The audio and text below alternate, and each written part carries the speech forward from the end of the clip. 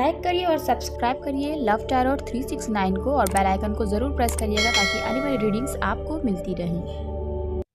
आज की रीडिंग में गाइस हम देखेंगे कि आपके पर्सन के सामने क्या ऑब्स्टिकल्स आ रहे हैं आप तक पहुंचने में। रीडिंग पूरी तरीके से टाइमलेस है, कलेक्टिव है, सभी के लिए ये रीडिंग है और आपको बहुत ही पॉजिटिव माइंडसेट के साथ रीडिंग को देखना है। अपने पर्सन का नाम एटलीस्ट 3 बार लेना है और उनकी आंखों पे फोकस करना है ताकि हम आपके थ्रू आपकी पर्सन की एनर्जी से कनेक्ट हो पाए, है ना। चलिए रीडिंग हम स्टार्ट करते हैं। जेंडर स्पेसिफिक ये रीडिंग नहीं है, किसी के लिए भी आप ये रीडिंग देख सकते हैं, चाहे मेल है आपके पर्सन या फीमेल है। चलिए, ओम नमः शिवाय, जय माता दी, जय श्री राम।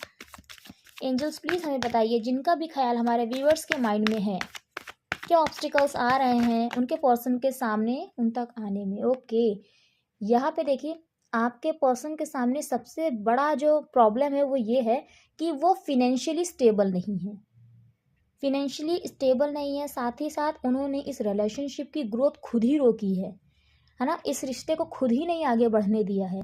इस चीज़ का डर आपके पर्सन को आप तक नहीं आने दे रहा है क्योंकि वो जितना भी अर्न करते हैं या अर्न करती हैं वो सफिशिएंट नहीं है ना आप लोगों की मैरिड लाइफ के लिए। इस वजह से आपके पर्सन आप तक नहीं आ पा रहे हैं क्योंकि यहाँ पे आपके पर्सन मुझे फिनेंशियली सेटल्ड नहीं दिखाई दे रहे हैं। बॉटम के कार्ड की एनर्जी है 2 ऑफ पेंटिकल्स। आपके पर्सन आपसे कनेक्शन फील करते हुए भी आपको चूज करें या परिवार को चूज करें, क्योंकि दिल तो यही कह रहा है कि आपको चूज करना चाहिए उनको, और इस डिसीजन में ना अभी भी जगल कर रहे हैं जिस वजह से आपके पर्सन आप तक नहीं आ पा रहे। उनके सामने ये ऑब्स्टिकल है। पहला तो फाइनेंशियली स्टेबल ही नहीं है आपके पर्सन, है ना। और इस वक्त आप भी इस एनर्जी में है कि आपको भी नहीं समझ में आ रहा है कि आपको इस रिश्ते में आगे बढ़ना चाहिए भी कि नहीं, है ना, कि आपको अब मूव ऑन कर जाना चाहिए। यहाँ पर ये आपके अंदर भी एनर्जी है, इस एनर्जी में आप भी हैं क्योंकि आपको भी नहीं समझ में आ रहा है कि आपको क्या करना चाहिए, किस तरीके से इस रिश्ते को लेना चाहिए। और देखेंगे आपके पर्सन के सामने क्या ऑब्स्टिकल आ रहा है आप तक आने में।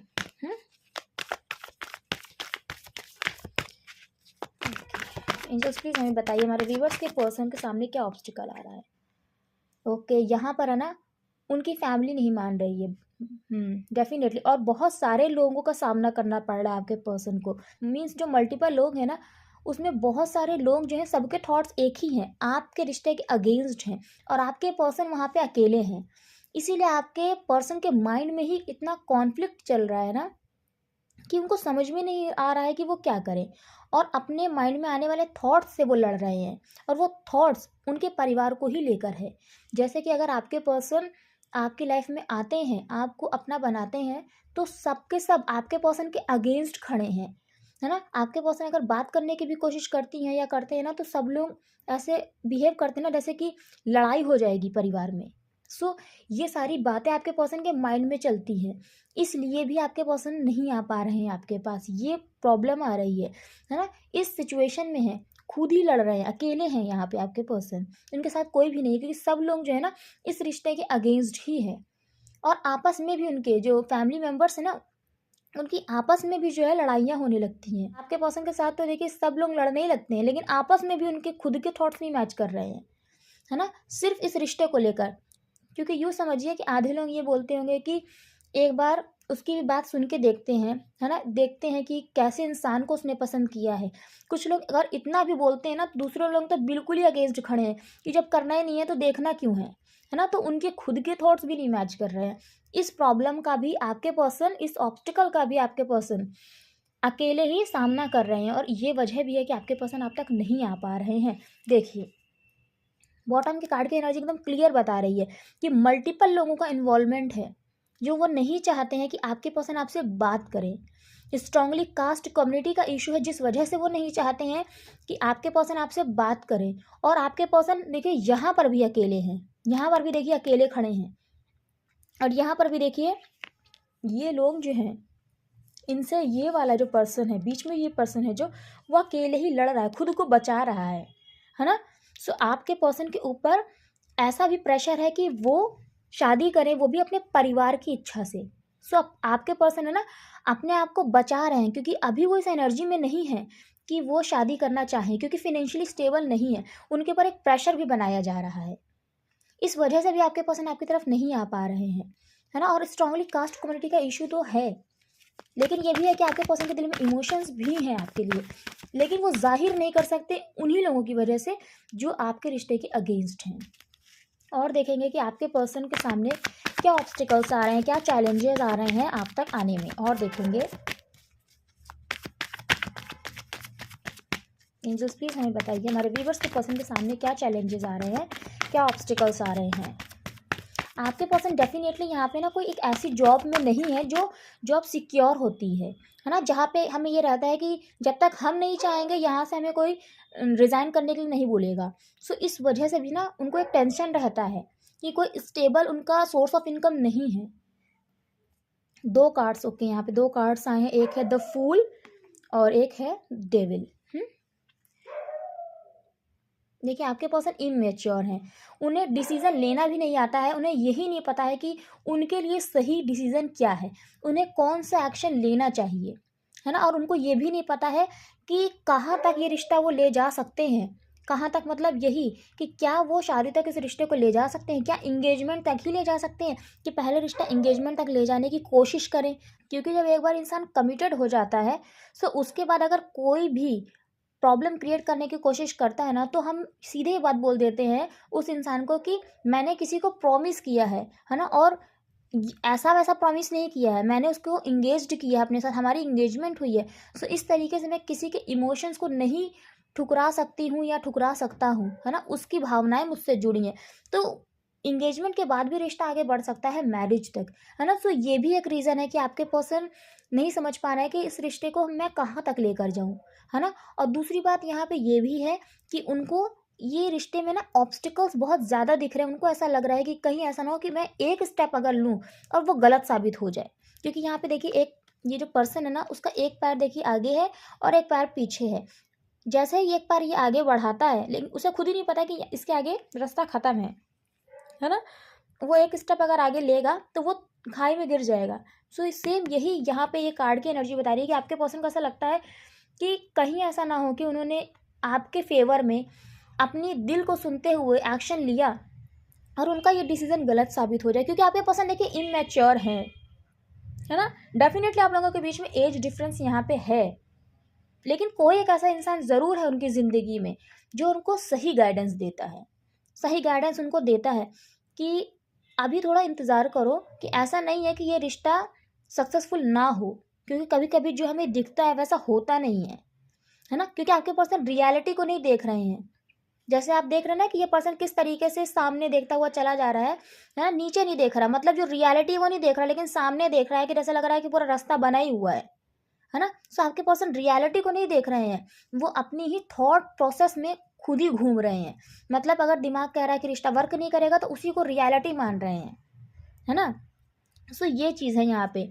और अभी आपके पर्सन का शादी करने का मन भी नहीं है ना। यहाँ पे ये वाली चीज़ भी है, क्योंकि अभी वो उनको ऐसा लगता है कि अभी वो इस एनर्जी में नहीं है कि वो मैरिज करें। यहाँ पे आपकी ही बात नहीं है, यहाँ पे उनकी फैमिली जो उन पर प्रेशर बना रही है ना, उनके लिए भी वो यही सोचते हैं कि अभी मुझे शादी नहीं करनी है, अभी मेरी जर्नी और भी आगे जानी है ना, खुद कुछ करना है जीवन में। क्योंकि अभी वो जिस जगह पे वे खुद को खड़ा पा रही हैं या पा रहे हैं ना, उन्हें ऐसा लगता है कि इतनी जल्दी शादी करके ये जिम्मेदारी आपके पर्सन नहीं उठा पाएंगे।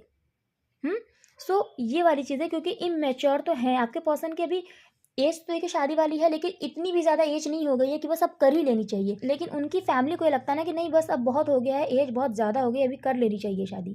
तो एक प्रेशर बनाया जा रहा है उनके ऊपर, है ना। इससे भी आपके पर्सन लड़ रहे हैं, या थॉट से भी लड़ रहे हैं। और यहाँ पे ये ऑब्स्टिकल आपके पर्सन के सामने आ रहा है कि अभी ना उनको स्टेबल होना, अपनी लाइफ में कुछ करना है, अभी तो जर्नी बहुत आगे की है ना।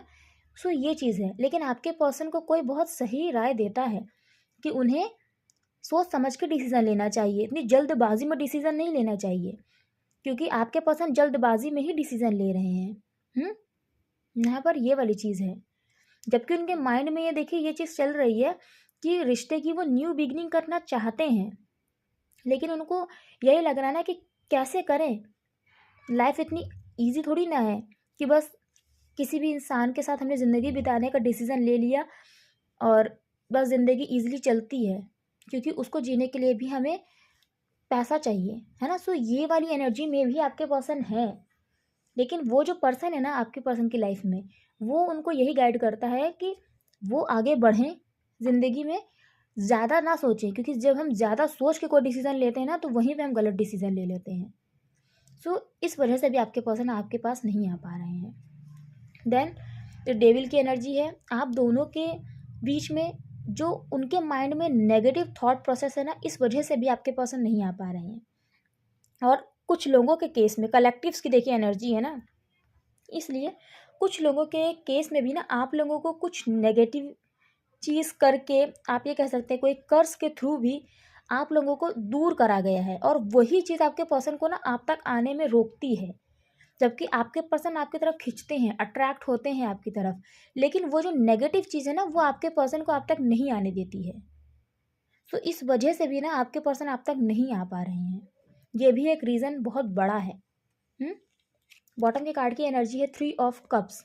आपके पर्सन को अपनी लाइफ में सेलिब्रेशन चाहिए, लेकिन वो जो नेगेटिव चीज़ है ना वो रोकती है, और ये सब जो नेगेटिव थॉट्स है ना वो भी इसका एक रिज़ल्ट हो सकता है ना। ये जो नेगेटिव कर्स है इसका भी एक जो रिज़ल्ट होता है ना, ओवरऑल जो रिज़ल्ट हम जिसे बोलते हैं, सो ये सब जो थॉट्स आ रहे हैं ना वो इस वजह से भी आ रहे होंगे आपके पर्सन के माइंड में।